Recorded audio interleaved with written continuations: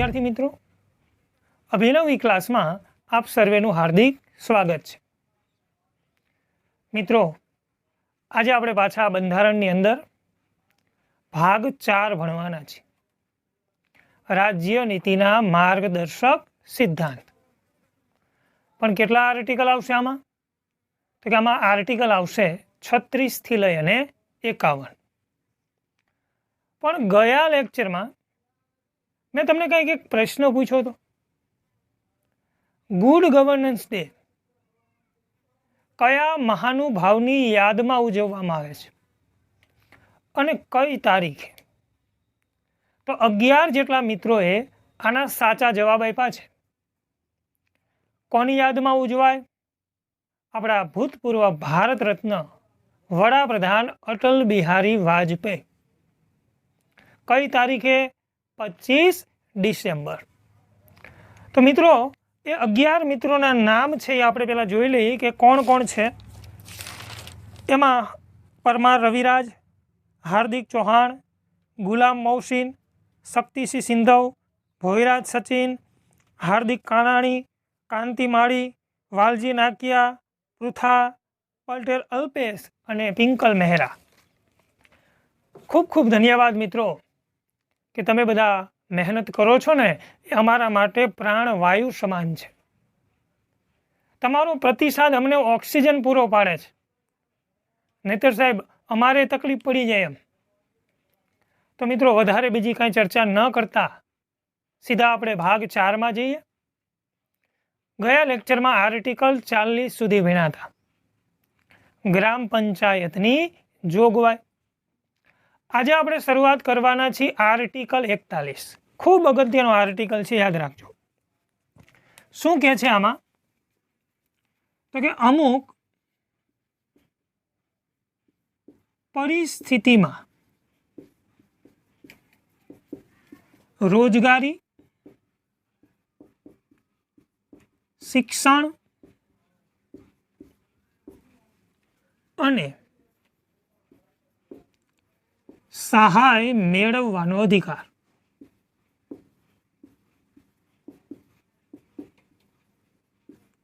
સમજો મિત્રો આને।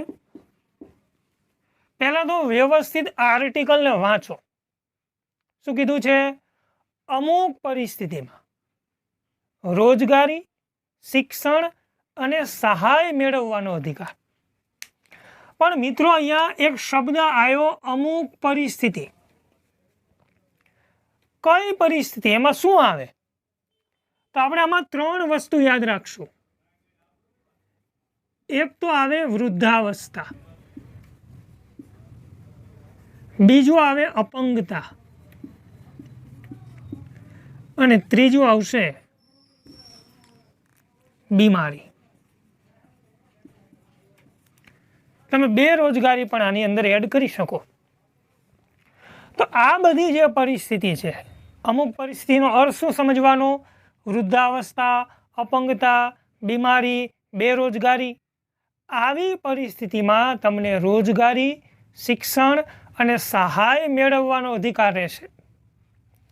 કેટલામો આર્ટિકલ કહે છે? 41 નંબરનો આર્ટિકલ કહે છે। આને આપણે ઉદાહરણથી સમજીએ। પહેલા વાત કરું તમને વૃદ્ધાવસ્થાની। થોડા સમય પહેલા સરકારની એક યોજના ચાલતી હતી, પ્રૌઢ શિક્ષણ, હે ને? એ પણ આના અનુસંધાનમાં છે। આ ઉપરાંત વૃદ્ધોને પેન્શન આપવામાં આવે છે, આપે છે ને દર મહિને વૃદ્ધાવસ્થા પેન્શન યોજના। તો એ પણ આર્ટિકલ 41ના અનુસંધાનમાં બનેલી યોજના છે। જો મેં તમને અગાઉ જ કીધું હતું કે આમાં એવું લખવામાં આવ્યું છે કે જ્યારે જ્યારે રાજ્ય નીતિ બનાવે ત્યારે આ સિદ્ધાંતોને અમલમાં લાવશે, આનું પાલન કરશે। ત્યાર પછી જો પરિસ્થિતિ કઈ આવી? અપંગતા। હવે જો અપંગતાની વાત કરું તો અપંગ લોકો જે છે એને રાજ્યની અંદર સરકારી ભરતીની અંદર બેઠકો અનામત રાખે છે કે એને રોજગાર મળી રહે। અપંગોને વિવિધ સહાય આપવામાં આવે છે, અપંગોની વિવિધ યોજનાઓ છે। આ બધી જ યોજના આર્ટિકલ 41ના અનુસંધાન રાખીને બનેલી છે। 3 નંબર ઉપર આવશે બીમારી. માં અમૃતમ કાર્ડ યોજના, નામ તો સાંભળ્યું ને? આ માં અમૃતમ કાર્ડ યોજના છે ને, જે ગરીબ દર્દીઓ છે કે જે પૈસા ખર્ચીને પોતાની બીમારીની સારવાર કરાવી શકે એમ નથી, એવા લોકોને સહાય કરવા માટે સરકારે એક યોજના લોન્ચ કરી. એ પણ આર્ટિકલ 41નું અનુસંધાન છે. બેરોજગારી, એનું પણ એક ઉદાહરણ આપું.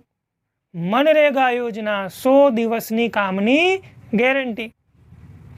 તમારે મનરેગાનું એક જોબ કાર્ડ કઢાવવું પડે, પછી સરકાર તમારી આજુબાજુમાં તમને 100 દિવસનું કામ આપે વર્ષની અંદર, અને કામ ન આપી શકે તો સરકાર તમને બેરોજગારી ભથ્થું આપે. પણ કામે જવું પડે હો ભાઈ, એમ નામ કાર્ડ કઢાવીને ઘરે ન મૂકી દેવાય.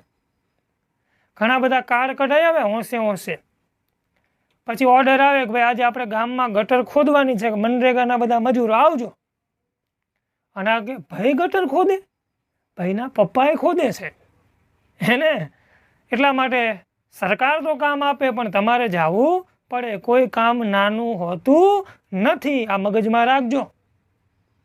તો આ બધી પરિસ્થિતિ છે, એની અંદર રોજગારી, શિક્ષણ અને સહાય મેળવવાનો અધિકાર કેટલામો આર્ટિકલ કે છે?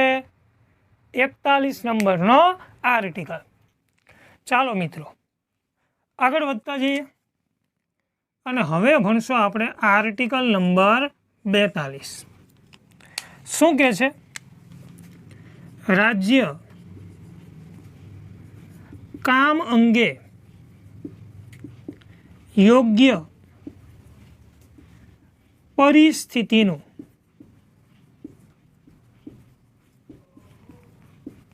નિર્માણ કરશે અને પ્રસૂતિ સહાય. આ પણ એક મહત્વનો આર્ટિકલ છે 42. પહેલાં તો આપણને એવું કીધું કે રાજ્ય કામ અંગે યોગ્ય પરિસ્થિતિનું નિર્માણ કરશે. કોને યોગ્ય પરિસ્થિતિ કહેવાય? જ્યાં કામદાર કામ કરે છે ત્યાં એનું શારીરિક અને માનસિક સ્વાસ્થ્ય જળવાય એવું વાતાવરણ ઊભું કરવાનું. એટલે ઘણી બધી કંપનીની અંદર તમે જોજો અલગ અલગ વિવિધ ફેસિલિટી મજૂરોને આપવામાં આવતી હોય છે, હે ને? તો આ બધી વસ્તુ જે છે એ 42 અંતર્ગત આવે. અને પ્રસૂતિ સહાય, મેટર્નિટી લીવ, કે જ્યારે મહિલા પ્રસૂતિની અવસ્થામાં હોય ત્યારે 3 મહિના આગળ અને 3 મહિના પાછળ એને પ્રસૂતિ માટે સવેતન રજા આપવામાં આવે છે. આર્ટિકલ 42માં પણ આની વાત છે, પ્રસૂતિ સહાય. તો અને ઘણી બધી પ્રસૂતિ માટેની સરકારની યોજનાઓ પણ છે જે આર્ટિકલ 42ને ધ્યાનમાં લઈને બનાવવામાં આવી છે. આપણને પણ આની લાભ મળે હો ભાઈ. તમે કોઈ પ્રસૂતિનો લાભ આપણને શેનો? 15 દિવસની રજા મળે. પિતૃ, જેને કહેવાય ને, કેવું કે પિતૃ નામ છે, પિતૃ પાલન. હા, પિતૃ પાલન રજા. તો એ પણ આપણને આર્ટિકલ 42 અંતર્ગત આપણને સરકાર આપે છે. તો રાજ્ય જે છે એ કામ અંગે યોગ્ય પરિસ્થિતિનું શું કરશે? નિર્માણ અને પ્રસૂતિની સહાય. આગળ વધીએ, વાત કરું આર્ટિકલ નંબર 43. કામદારો માટે લઘુત્તમ વેતન અને ભથ્થા. જો બહુ મહત્વનો આર્ટિકલ છે, પણ અહીંયા હું એક શબ્દ એડ કરી દઉં, જીવન નિર્વાહ. કયો શબ્દ? જીવન નિર્વાહ. કામદારોનું જીવન નિર્વાહ થાય એવું લઘુત્તમ વેતન અને ભથ્થા આપવાના. કેટલામો આર્ટિકલ? 43. તો કે જીવન નિર્વાહનો મતલબ શું થાય? તો કે સુખેથી પોતે પોતાનું જીવન જીવી શકે, એને જીવન જીવવામાં ક્યાંય વાંધો ન આવે, મોંઘવારી હોય તો એ પોતે શાંતિથી ખાઈ પી શકે, પોતે સારા કપડાં પહેરી શકે, સારું જીવન જીવી શકે એવું વેતન અને ભથ્થા આપવા. કેટલામાં આર્ટિકલ કે છે? 43. અને એટલા માટે સરકાર જે છે એક તમને ખબર હોય તો કાયદો લાવી છે લઘુત્તમ વેતન અને ભથ્થાનો, કે જે કામદાર પોતે ટ્રેનિંગ લીધેલી હોય, કે જે પોતે આયોજનબદ્ધ રીતે કામ કરતા હોય, ભણેલ ગણેલ કામદાર હોય, તો એવા લોકોને લઘુત્તમ વેતન 350 રૂપિયા આપવાનું. પણ જે ટ્રેન થયેલા કારીગરો નથી, દાખલા તરીકે અમુક ખેતી કે બીજા બધા જે અમુક વ્યવસાયોમાં હોય, એને 325 રૂપિયા દૈનિક વેતન આપવું. તો આ લઘુત્તમ વેતન અને ભથ્થા એની જોગવાઈ કેટલામાં? આર્ટિકલમાં 43, કે કામદારોનું જીવન નિર્વાહ થાય, એને જીવનમાં કાંઈ વાંધો ન આવે, શાંતિથી જીવન જીવી શકે એવું વેતન અને ભથ્થા આપવા આર્ટિકલ નંબર 43 કે છે. એના પછી આગળ વધીએ. આગળ આવશે આર્ટિકલ નંબર 43A. જો 43A પાછળથી જોડવામાં આવેલો આર્ટિકલ છે. શું કે છે? ઉદ્યોગોના વહીવટમાં કામદારોની ભાગીદારી. સમજો, ઉદ્યોગોના વહીવટમાં કામદારોની ભાગીદારી, ટ્રેડ યુનિયન. તમને ખબર છે કે મજૂર સંગઠન હોય, એનું કામ શું? તો કે ઉદ્યોગોમાં કઈ રીતે, દાખલા તરીકે મજૂરોનો આવવાનો સમય નક્કી કરવો હોય, મજૂરોનો જવાનો સમય નક્કી કરવો હોય, અમુક મજૂરોના હિત માટેના નિર્ણયો લેવા હોય, તો આવી બધી પરિસ્થિતિમાં કામદારોની શું કરવાની? ભાગીદારી, એમને ભેગા લઈને ચાલવાનું. કયો આર્ટિકલ કે છે? 43A. ઉદ્યોગોના વહીવટમાં કામદારોની ભાગીદારી. 4 આર્ટિકલ ભણ્યા. 41 અમુક પરિસ્થિતિમાં રોજગારી, શિક્ષણ અને સહાય મેળવવાનો અધિકાર. આર્ટિકલ 42 રાજ્ય કામ અંગે યોગ્ય પરિસ્થિતિનું નિર્માણ કરશે અને પ્રસૂતિ સહાય. આર્ટિકલ 43 કામદારોના જીવન નિર્વાહ માટે લઘુત્તમ વેતન અને ભથ્થા. અને આર્ટિકલ 43A ઉદ્યોગોના વહીવટમાં કામદારોની ભાગીદારી. અને હવે આપણે મિત્રો આગળના જે આર્ટિકલો છે એની તરફ નજર કરતા જઈએ. ચાલો મિત્રો વાત કરીએ આર્ટિકલ નંબર 43B ની. આ આર્ટિકલ પણ પાછળથી જોડવામાં આવ્યો હતો, હે ને? જો તમે અહીંયા ધ્યાન આપો તો ખ્યાલ આવી જાય. ને કદાચ જો બી ન હોય ને તો બ હોય, આવું બધું પણ લખી શકે. અબ કડે લખી શકે, ક ખ ગ ઘ લખી શકે, એટલે ક્રમ ખબર પડી જવી જોઈએ. 43B શેની વાત છે? તો કે આમાં સહકારી મંડળીની વાત છે. લોકોના સહકારથી, સરકારના સહયોગથી ચાલતી મંડળી એટલે સહકારી મંડળી. અને એનું મોટું ઉદાહરણ છે અમૂલ. દૂધ પીવો ને, અમૂલ દૂધ પીતા હૈ ઇન્ડિયા. એ અમૂલ છે ને સહકારી મંડળી છે, કે લોકોને સરકારના સહયોગથી ચાલતી મંડળી. અને ત્યાર પછી તો સાહેબ આને બંધારણીય દરજ્જો મળ્યો, એક આખો ભાગ એડ થયો. 97મો બંધારણીય સુધારો 2011. યાદ રાખજો, 97મો બંધારણીય સુધારો 2011માં બંધારણમાં એક ભાગ એડ થયો 9B, સહકારી મંડળીઓ. તો એની વાત છે 43Bમાં. ત્યાર પછી તો આપણે એમાં આખો ભાગ એડ કર્યો. અને હવે મોસ્ટ IMP આર્ટિકલ 44 મગજમાં ઘુસાડી દેજો. આને વારંવાર પૂછાય. સમાન દીવાની કાયદો, જેને કહેવાય યુનિફોર્મ સિવિલ કોડ. સમાન દીવાની કાયદો, કોમન સિવિલ કોડ. સમગ્ર ભારતની અંદર દીવાની કાયદો સરખો હોવો જોઈએ, એ આર્ટિકલ 44 કે છે. પણ પહેલાં તો એ તો ખબર હોવી જોઈએ ને કે ભાઈ આ દીવાની કાયદો કહેવાય કોને? લગ્ન સંબંધી, મિલકત સંબંધી, વારસાઈ સંબંધી, આવી બધી જે વસ્તુ છે ને એ દીવાની કાયદામાં આવે. મિલકત, લગ્ન, વારસાઈ, હે ને? અને આખા ભારતમાં આ કાયદો કેવો હોવો જોઈએ? સરખો હોવો જોઈએ, પણ નથી. એકમાત્ર એવું રાજ્ય છે ભારતનું કે જ્યાં સમાન દીવાની કાયદો લાગુ છે. તમારે મને આન્સર આપવાનો છે કોમેન્ટમાં. કયું રાજ્ય જ્યાં યુનિફોર્મ સિવિલ કોડ કહેતા સમાન દીવાની કાયદો લાગુ છે? મોદી સરકાર આના ઉપર અત્યારે જોરદાર કામ કરી રહી છે. મોદી સરકારનો આગળનો એજન્ડા છે કે આખા ભારતમાં દીવાની કાયદો સરખો કરી દેવો. તમને એક ઉદાહરણ આપું. મુસ્લિમોને એક કરતાં વધારે પત્ની રાખવાની છૂટ, જ્યારે હિન્દુ માટે એક જ. ચાલે આમ? મુસ્લિમને 4ની છૂટ તો અમને 4ની છૂટ આપો, આપો ને. શું? હા, એકનું ભાઈ પૂરું ન પડતું હોય અને 4-4ની વાતો કરવાની, હે? આ તો ખાલી આનંદની વાત છે. તો આ એક ઉદાહરણ આપ્યું કે અલગ અલગ વસ્તુ. મુસ્લિમમાં એક કરતાં વધુ પત્ની રાખવાની છૂટ છે, જ્યારે હિન્દુમાં એક જ. તો આવું ચાલે? કોમન સિવિલ કોડ લાગુ કરો, સમાન દીવાની ધારો લાગુ કરો, અને ધીમે ધીમે આ થઈ જશે. પણ મગજમાં રાખજો, મોસ્ટ આઈએમપી છે.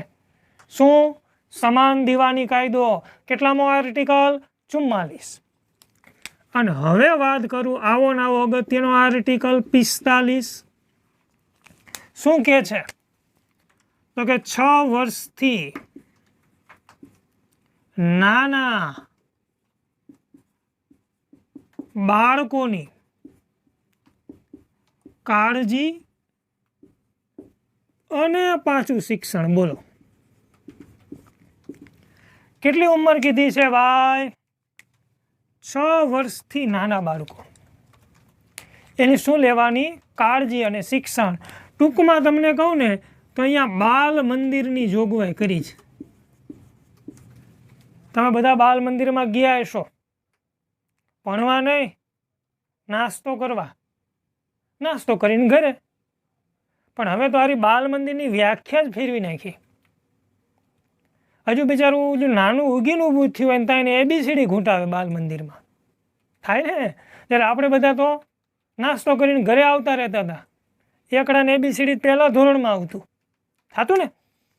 તો આ 6 વર્ષથી નાના બાળકો જે છે એની કાળજી લેવાની અને એને શિક્ષણ મળી રહે એની જોગવાઈ 45 નંબરનો આર્ટિકલ છે.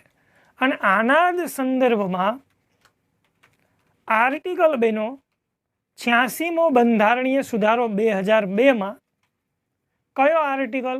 21A. 6 થી 14 વર્ષના બાળકોને મફત અને ફરજિયાત શિક્ષણ. 21A આગળ ભણી ગયા. જ્યારે 6 વર્ષથી નાના બાળકોની જોગવાઈ કોણ કરે? 45 નંબરનો આર્ટિકલ યાદ રાખજો. અને હવે વાત કરું હું આર્ટિકલ નંબર 46. શું કહે છે? તો કે SC, ST અને OBCની આર્થિક અને શૈક્ષણિક ઉન્નતિ.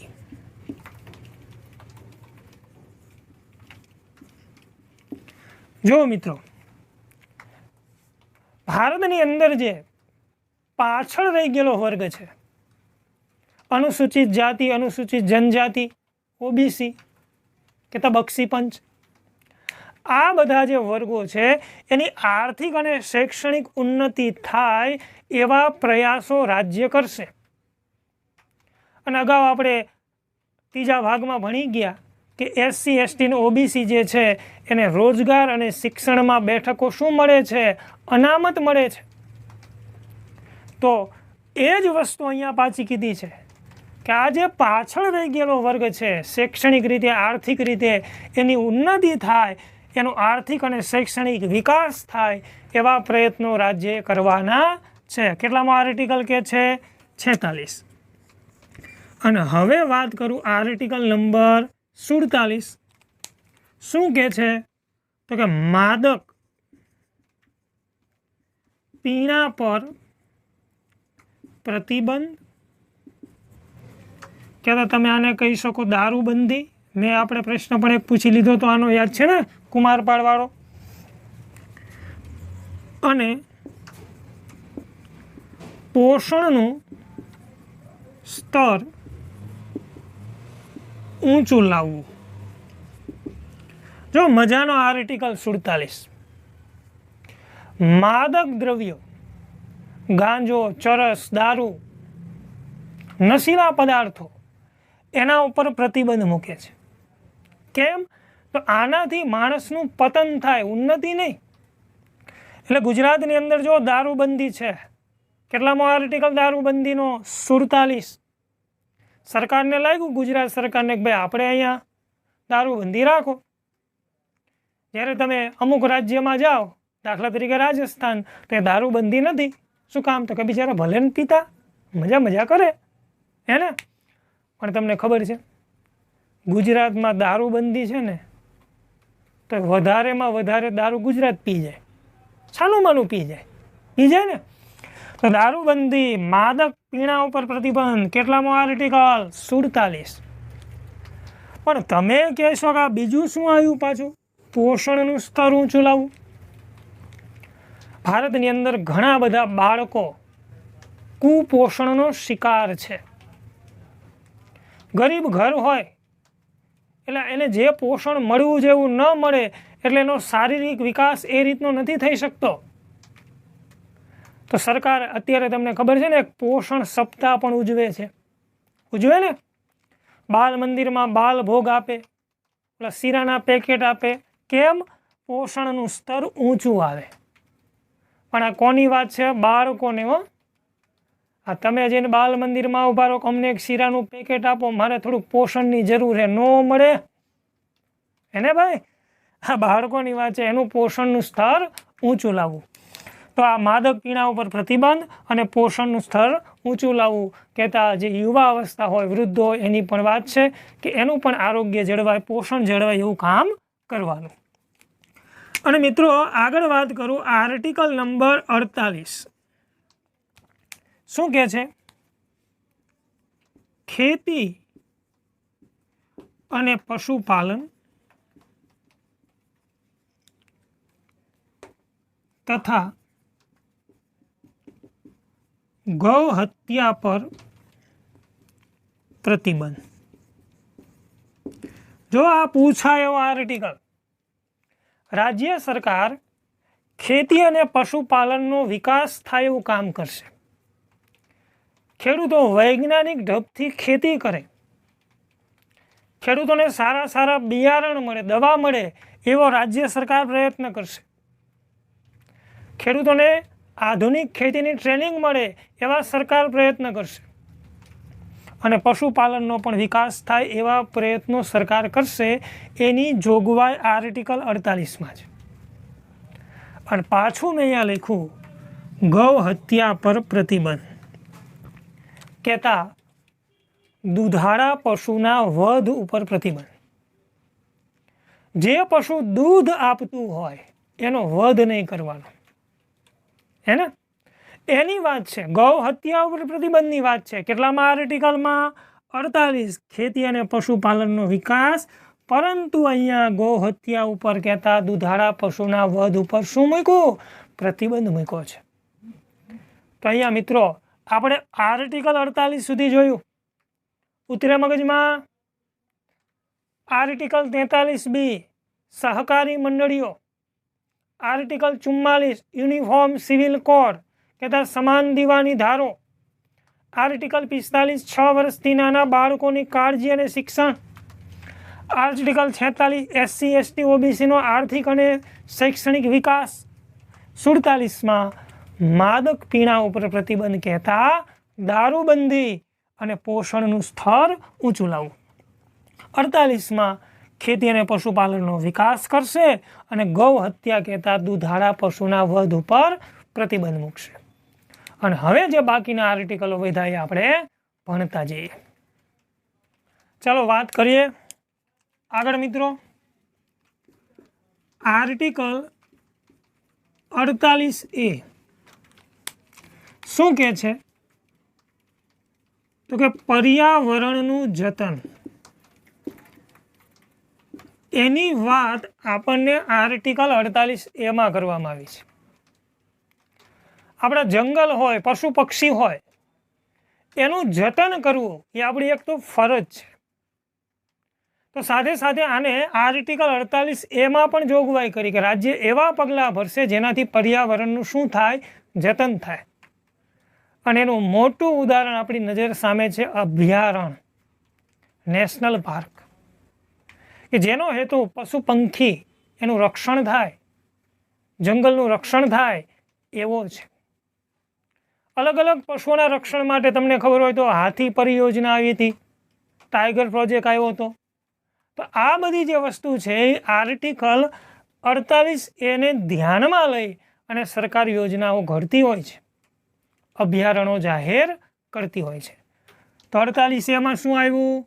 પર્યાવરણનું જતન. હવે આગળ આવશે આપણે આર્ટિકલ નંબર 49. શું કહે છે? તો કે રાષ્ટ્રીય મહત્વ ધરાવતા સ્મારકો, સ્થળો અને વસ્તુનું જતન. પહેલા તો શબ્દ સમજી લો, રાષ્ટ્રીય મહત્વ ધરાવતા. એવા સ્થળો કે ક્યાંક ને ક્યાંક આઝાદીની લડત સાથે જોડાયા હોય, ક્યાંક ને ક્યાંક આપણા ઇતિહાસ સાથે જોડાયા હોય, એવા સ્મારકો, સ્થળો અને વસ્તુનું રાજ્ય જતન કરશે. આ જોગવાઈ 49માં છે.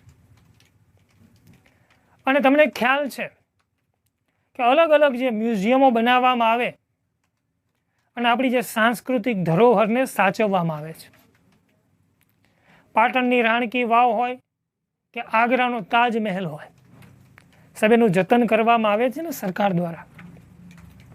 એટલું નહીં, પણ ગાંધીજીના ચશ્મા હોય, ગાંધીજીનો રેટિયો હોય કે દાંડી સ્મારક હોય, આ બધા જે રાષ્ટ્રીય મહત્વ ધરાવતી વસ્તુઓ એનું પણ જતન કરવામાં આવે છે. હવે તમને એમ થાય ગાંધીજીના એ 20 રૂપિયાના ચશ્મા ક્યાં સાચવવા? પણ સાહેબ એ ચશ્મા છે ને એને દેશની આંખો ઉઘાડી છે. હે ને? આ દેશમાં જે ગુલામી હતી ને એ ગુલામી ગાંધીજીએ ચશ્મા પહેરીને જોઈ છે. તો એટલા માટે એ જે બધી વસ્તુઓ છે એ કંઈક રાષ્ટ્રીય મહત્વ ધરાવે છે. તો એનું જતન કરવું, એનું રક્ષણ કરવું, એની જોગવાઈ 49માં. અને હવે વાત કરું, એક મજાનો આર્ટિકલ આવ્યો છે 50 નંબર. શું? કારોબારીથી ન્યાયતંત્ર અલગ રહેશે. છે ને મજાની વાત? અને આ વસ્તુ મેં પહેલા જ લેક્ચરમાં સમજાવી છે કે આપણું ન્યાયતંત્ર છે ને સ્વતંત્ર છે, એમાં સરકાર ક્યાંય દખલ કરી શકે નહીં. પહેલો લેક્ચર ખાસ જોઈ લેજો એટલે તમને આ આર્ટિકલ બિલકુલ સમજાઈ જશે કે કારોબારી અને ન્યાયતંત્ર બંને કેવા રહેશે? અલગ રહેશે. એકબીજાના ક્ષેત્રમાં ખોટી દખલગીરી કરશે નહીં. હા, પોતાના અધિકારમાં આવતું હોય તો એ ટકોર કરશે. તો 50 નંબરનો આર્ટિકલ, અને આને સમજવા માટે તમારે બંધારણનો પહેલો જ લેક્ચર છે એ જોઈ લેવો. અને હવે આજનો આપણો છેલ્લો આર્ટિકલ અને ભાગ 4નો છેલ્લો આર્ટિકલ સાહેબ 51 નંબરનો હો. 51નો ચાંદલો કરીને પછી પૂરું કરવું હો. શું કહે છે? આંતરરાષ્ટ્રીય શાંતિ અને સલામતીને ઉત્તેજન આપવું. સાહેબ ભારતની તો પહેલાથી પ્રથા રહી છે વસુધૈવ કુટુંબકમ. આપણા ઉપનિષદો કહે છે, આપણા વેદો કહે છે વસુધૈવ કુટુંબકમ. અને સાહેબ આ જે આપણી પૃથ્વી છે એની અંદર શાંતિ સ્થપાય, એમાં સલામતી સ્થપાય એવા ઉત્તેજન આપે એવા કામ આપણી સરકારે કરવાના, એવું લખ્યું છે. અને આના જ માટે આપણે ઘણી બધી આંતરરાષ્ટ્રીય સંધિઓ કરી છે, હે ને. તો આર્ટિકલ 51 આંતરરાષ્ટ્રીય શાંતિ અને સલામતીને શું આપવું? ઉત્તેજન આપવું. તો મિત્રો અહીંયા આપણો ભાગ નંબર 4 થયો પૂરો.